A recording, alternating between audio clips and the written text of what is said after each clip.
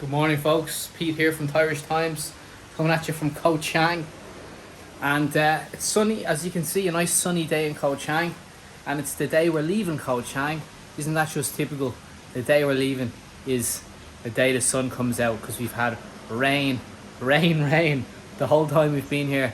And unfortunately, we didn't get to make as many vlogs as we would have liked. But we have an interview for you today. Actually, this is the first of a series of interviews, 3 interviews. I'm going to release them one day after the other. So for the next 3 days, I'm going to have 3 interviews, okay?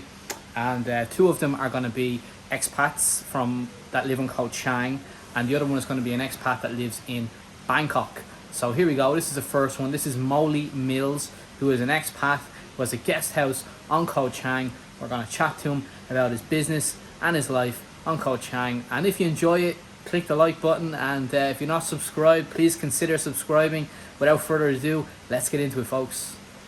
Hi everybody, I'm here with Moley Mills, who owns a guest house here on Koh Chang Island. We're going to have a chat with him today. Thank you very much, Moley, for doing this. Oh, you're welcome, man. It's a pleasure. And so let's talk about, first, easiest question I always ask everybody: where are you from? England, Lincolnshire. Lincolnshire. Yeah. And how long have you been on Koh Chang? 16 years. 16 years. Wow. And so we're here at this beautiful guest house. It's along, is this a river here? It's an estuary technically, but yeah, river, yeah, estuary, it's tidal. And how long have you had this place? 10 years. 10 years. And like, what do you do here? What kind of a place? It's a guest house, and you're a cook as well, isn't it? That's it, basically. We're a guest house, restaurant and bar, specialising in sort of English food, because that's what I know. Yeah. We've had your pies here. Your pies are really nice. Yeah, right now in COVID season, that's what I'm really pushing, is pies and fish and chips, because obviously we've got no customers for rooms, so I'm just catering for local people and just running a couple of days a week. And how long have things been tough here? About 19 months. 19 months? Yeah. You've had no guests. When was the last time you had a guest? Last week. Last week?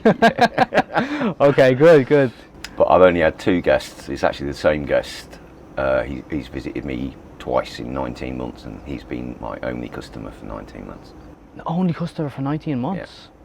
Yeah. Jeez. Yeah, it's probably been locked down. It's just not worth operating. So, how have you survived? How have you been taken over? I've been spending my savings. Yeah? Yeah. Jeez. I haven't survived at all. The restaurant's actually been closed for 18 months, and I only opened it again about 2 months ago, strictly 1 day a week just for fish and chips on Fridays.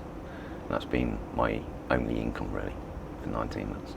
Well, but at least, I mean, like, I've seen on the Koh Chang talk that your pies are doing really well. Yeah, pies are selling out well. I'm making pies most days. On Thursdays, I go Thai style. I make them fresh on a Thursday, every Thursday, and I'll take that batch out and sell them from my sidecar. Wow. Just like a Thai person would. So you've been here for 10 years, or 16 years on Koh Chang. Yeah. And you had a business for 10 years. What's your best memory of living on Koh Chang? The heady early days. Koh Chang's changed a lot. When I first came here, it was like tsunami year. So people couldn't go to all that side of Thailand, and it flooded Koh Chang, and it was a completely different vibe. Yeah, all of Koh Chang had a proper happy, bustling tourist industry, loads of people, restaurants full, difficult to get rooms, difficult to rent motorbikes. Really happy vibe. It was fantastic, which carried on for about 3 years after the tsunami. And then the other side of Thailand started getting itself built up, and people started drifting back to Phuket and Samui and Krabi and such likes. But yeah, they were the heady days. It was a bustling place, really good vibe. Was Koh Chang back then, was it very much like hippie style, or how would you describe it? Because it's changed a lot in recent years, even since I've been coming here. Yeah, I mean, in those days there was a lot of like cheap budget beach huts. I used to live in one myself. I lived on K Bay Beach in a beach hut for the first 18 months or so. Really cheap, really basic, no hot water, room had a bed in it and a clothes rail, outside had a table, and that was it. But 400 baht a night, happy days.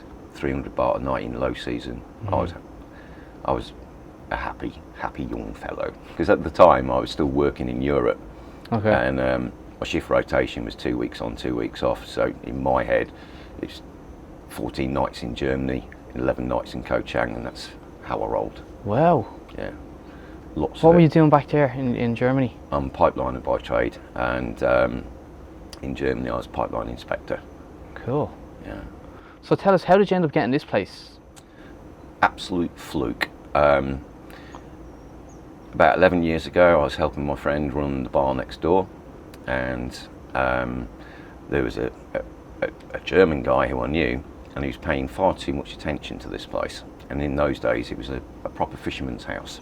3 generations of family living in what resembled a cowshed, basically. It was a big open place. And before I knew it, this guy put a deposit on it. I didn't even know it was for sale or anything. But it was falling down. The front of it was literally falling into the river. And I'd gone to Pattaya, which I normally did in the low season. And I got a phone call saying this bloke's afraid of the construction. He thought it was too much for him, and he pulled out. He lost his deposit. The following day, I come back from Pattaya and met the landlord on the site at 1 o'clock. And by 5 o'clock in the afternoon, the deal was done, and I took it. Wow. Lucky. Yes. And you haven't looked back since? No, not at all. Yeah. I'm as happy as a pig in shit here, mate. How can you not be? Yeah, it's so peaceful. I mean, it's just the most tranquil place ever. Yeah. Like, you've got just the best view ever. It is. It's the 3-in-1 view. We've got the sea behind you, the river right in front of us, and the mountain over my shoulder. What more could you want? Yeah. You can't hear any traffic. The only noise you get is the occasional boat. Okay. Fantastic. And do you ever miss the Western world because the rat race, the hustle and bustle of it all, or are you happy to just live life here? I've not been home for 7 years. Is that your answer? Wow. Wow. In fact, I've not been outside Trap. In the 7 years since I was last in England, I've been outside Trap Province 6 times. I don't go anywhere. Wow. I just stay here. Because my angle is, okay, in high season, I work a lot. 14 and a half hour days is normal for me. And you don't get a day off at all. But then when low season comes, there's nothing happening. But I live in paradise. So all these other people who come to these bigger resorts and things like that, I go and spend a day at those resorts, living the 5-star lifestyle, and then come home and sleep. It's great. Absolutely superb. What advice would you have for anyone who's thinking about coming over and setting up a business in Thailand? If you want to be a millionaire in Thailand, start off with 2 million. That's my advice. Yeah. Yeah. I don't know. It's good to have Thai people behind you, and if not, you're going to have to go down the legal road, setting up a company and getting business visas and work permits, such as myself, which is a tricky, expensive road, but it can be done. Same as anybody doing any kind of business. People in Thailand, when the Farangs come over and they want to set up a business, they lose their logic. Anywhere, normally, you do a business plan before you start a venture. Do that business plan. Do it. Because otherwise, you're just on a fail, really. And so many people think, I'm going to open a bar. That's the wrong road to go down. Don't open a bar. There's too many bars and not enough customers. Think of something else. Think of something original. Think outside the box. Okay, that's great advice. Yeah. We didn't actually give the name of your place. What's the name of your guest house? Would you believe it? I dreamt this up myself. I called it Moley's.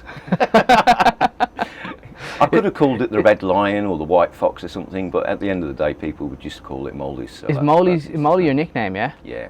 How did you get the nickname Moley? We ain't going through that on the video, Mum. Okay, alright, okay. We'll leave that one for another day. Yeah. Well, it's been a pleasure to meet you. Likewise, and Peter. I wish you the best of luck here, and with the quarantine or the last question before we go. Quarantine starts from November, right? For I think there's 10 countries. The UK is one of those countries. If you were to convince someone that's thinking about booking a holiday to Thailand and they're not sure where to go, why should they come to Koh Chang? Come to Koh Chang if you really like beach life. There's not a lot else to do here.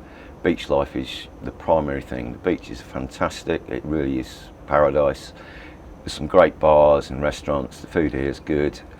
The infrastructure here has got a lot better over the last 16 years. We've got ATMs everywhere. The road's complete. There's 24-hour shops now and everything. And it's just got that atmosphere about it. It's just a friendly place. You can feel it when you get off the ferry. It's got a proper island atmosphere, where Phuket and such like has lost that because it's all very, very commercial. Koh Chang's laid back, man. Yeah, I agree with that. Yeah, that's one of the reasons why I come to Koh Chang. Phuket is just built up. I mean, Phuket is nice. I'm not going to knock it, but this is just there's the wildness of it. You can feel the place. There's something. And there's an energy about the place. You can't explain it. As soon as you get off that ferry, you can feel it, and you get in that sun town. You're looking for your room and that. It's just got that feel about it. It's old school Thai. Okay. Back to your roots, man. Yeah. Yeah. Alright folks, well, if you got this far in the video, give me a like, and if you're not subscribed, consider subscribing. I'm going to plug myself again. And I'll see you on the next one, folks. Take care. Thanks very much.